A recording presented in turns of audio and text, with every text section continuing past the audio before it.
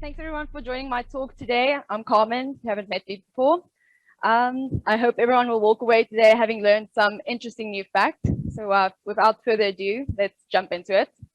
Today I'll be talking about the CAPTCHA system, which is used to determine whether a user is human or a spam robot. So CAPTCHA stands for Completely Automated Public Turing Test to tell computers and humans apart.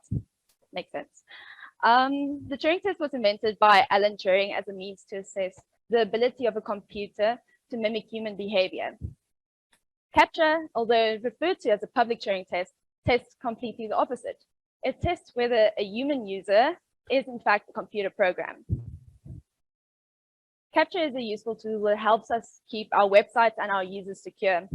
And some examples where CAPTCHAs are used are to protect our online registrations, pollings, and even our email addresses against spammers. Okay, so the main focus of CAPTCHA is to enhance our user security, but another important factor to keep in mind is the interruption of the user activity, as we can all attest to the fair amount of frustration we felt being asked time and time again whether we are robots and proving that we're part of the human race.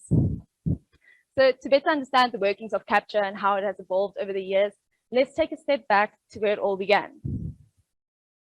In the year 2000, a team led by Louis von Ahn invented CAPTCHA.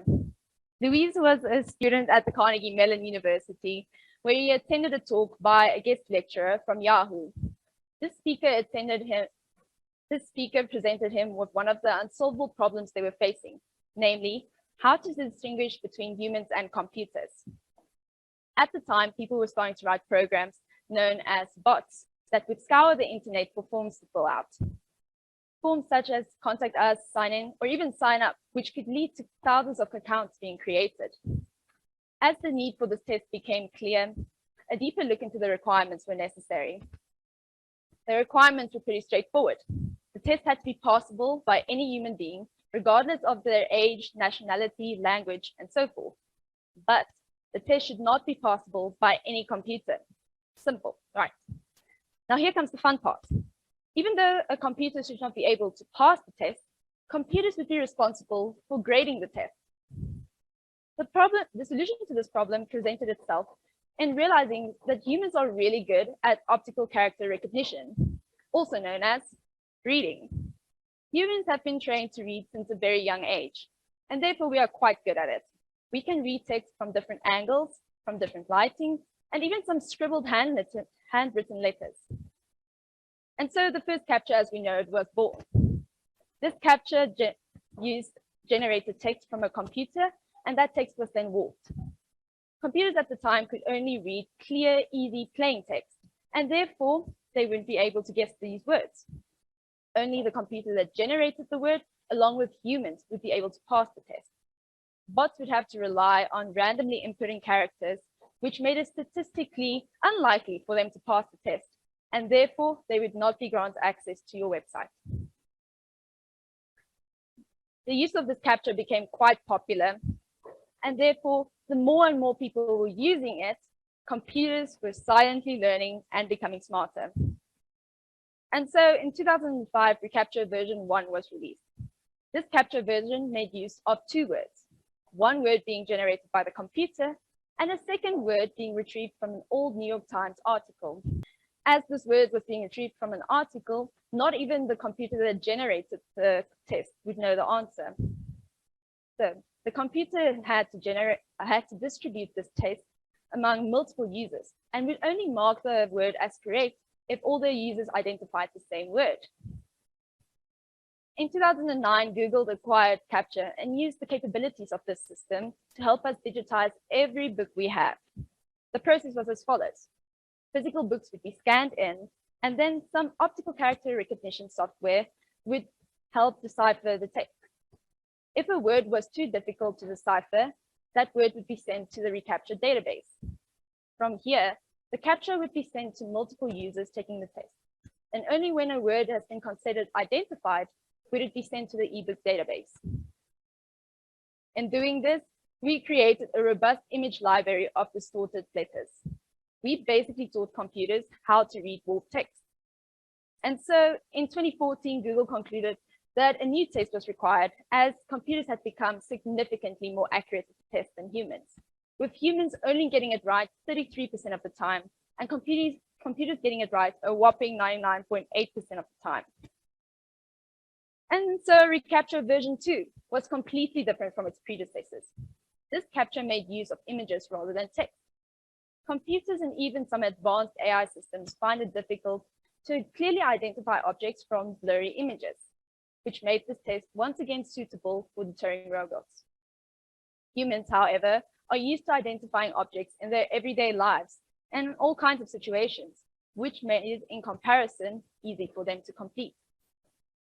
A typical test consisted of 9 to 16 square image blocks being provided to a user. This image either belonging to one big overall image or various different images. The user would then be asked to identify the squares containing a certain object. The user's answers would only be marked as correct if it related to all the other users' answers.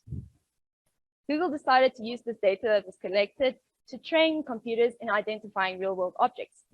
In fact, Google uses this data to train their self-driving cars, and that is why a lot of the images are related to street objects, such as street lights or stop signs.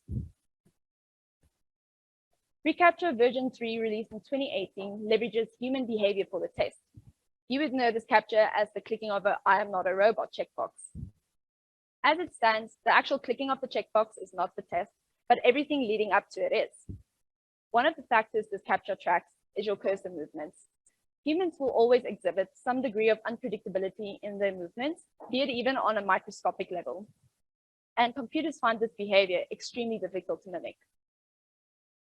And lastly, the latest version of CAPTCHA, namely no CAPTCHA, is deemed nearly invisible and is constantly running in the background. This CAPTCHA tracks your IP address, your browser cookies, and so forth, and therefore can be seen as rather intrusive compared to other CAPTCHAs. But as it has no effect on interrupting your user experience, it is seen as more user-friendly CAPTCHA and therefore the more popular CAPTCHA. What is this invisible tracking of our data training, and how long will this latest test last? Who knows? What we do know, however, is that it has been proven that bots can pass the text CAPTCHAs and that bots can leverage some optical image recognition software to help them pass the image-based CAPTCHAs.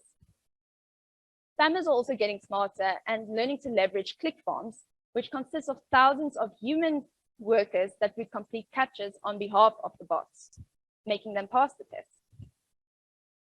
In conclusion, I've talked about 3 CAPTCHAs that have emerged over the years, namely the text-based, image-based, and the no CAPTCHA. As bots are advancing and getting smarter and smarter, CAPTCHA methods are becoming more intrusive to help determine whether you're human or not. And we will start sacrificing more and more of our privacy to keep ourselves secure on the websites. So this leads us to the question of what tests will be needed next, and how much of our privacy will we accept being invaded? Luis von Ahn shared his beliefs that sometime in the near future, it'll become nearly impossible to distinguish between humans and computers, as he believes computers will become capable of doing everything humans can. Thank you so much for joining my talk.